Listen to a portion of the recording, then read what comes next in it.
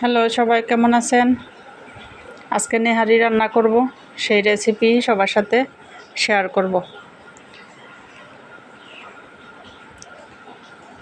আসসালামু আলাইকুম। দেশে প্রবাসে যে যেখান থেকে বসে ভিডিও দেখছেন সবাইকে একটাই অনুরোধ করব, ফুল ভিডিওটা দেখবেন। আমি গরুর বড় বড় পায়া বা হাড় এগুলা নিয়েছি, নেহারি রান্না করব। সবগুলা ভালোভাবে পরিষ্কার করে ধুয়ে আমি একটা পাত্রে নিয়ে নিচ্ছি। এখন মশলাগুলো অ্যাড করব। প্রথমে 1 চামচ আদা, 1 চামচ রসুন দিয়ে দিব, পেঁয়াজ কুচি, একে একে সব মশলাগুলো অ্যাড করব। লবণ স্বাদ মতো, পরিমাণ বুঝে লবণ দিতে হবে।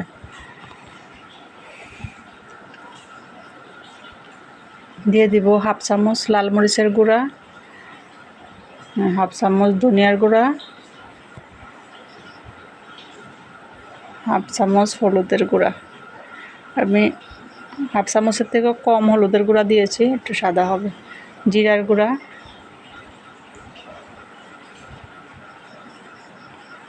দিয়ে দিব আস্ত গরম মশলা, তেজপাতা, দারচিনি, এলাচ।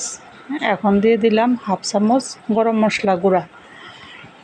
দিয়ে দিব 2 টেবিল চামচের মতো সরিষার তেল। এখন সবগুলা মশলার সাথে সুন্দর করে আলতো হাতে মাখিয়ে নিতে হবে।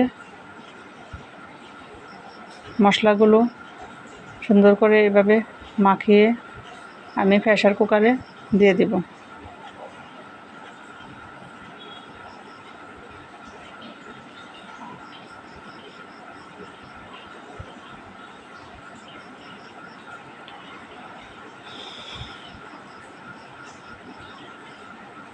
ভিডিও কেমন হয় সবাই কমেন্টে জানাবেন।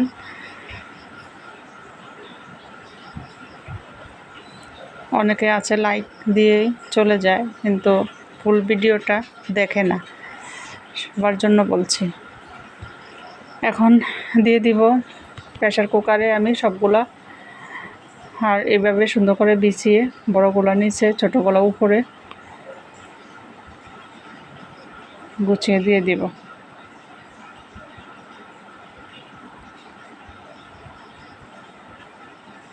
আমি যে হাঁড়িতে মাখাইছি ওই হাঁড়িতে আমি একটু পানি দিয়ে মশলাটা দিয়ে দেব।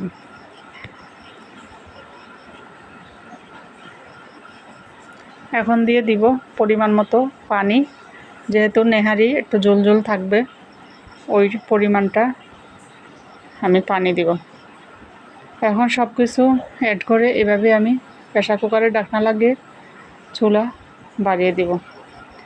হাই হিটে রান্না করব। প্রেসার কুকারের 2টা কি 3টা ডাক দিলে চুলাটা অফ করে দিবেন। এ পর্যায়ে আমি আমার নেহারি প্রায় 80% হয়ে গিয়েছে। এখন আমি বাগারটা দেব। পেঁয়াজ কুচি দিয়ে দিলাম 3-4 কোয়া রসুন, আর রসুনগুলো হালকা একটু বাদামি হয়ে আসলে দিয়ে দিব 1 কাপ পরিমাণ পেঁয়াজ।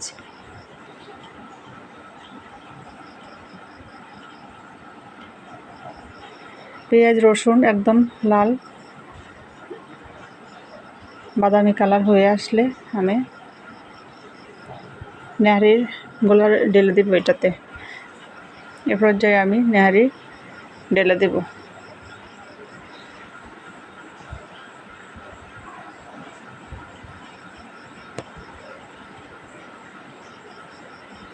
একটু সাবধানে দিতে হবে, যেহেতু ওগুলা গরম। এখন আমার বাগার দেওয়া শেষ। এই পর্যায়ে আমি কর্নফ্লাওয়ার 1 চামচ কর্নফ্লাওয়ারের সাথে একটু পানি গুলিয়ে আমি নেহারির সাথে দিয়ে দিব, নেহারির ঝোলটা একটু ঘন হওয়ার জন্য। অল্প অল্প করে 3 বারে দিয়ে দিব আমি, একবারে দিলে দলা পেকিয়ে যেতে পারে। এখন আমার নেহারিগুলা আস্তে আস্তে সুন্দরভাবে হোটেলে যেরকম ঘনত্ব আসে সেরকমই পারফেক্ট ঘনটা চলে আসছে। চুলা অফ করে দিয়ে আমি পরিবেশন করব। পরোটা, রুটি যে যেটাই খান ওটার সাথে খেয়ে মজা পাবেন।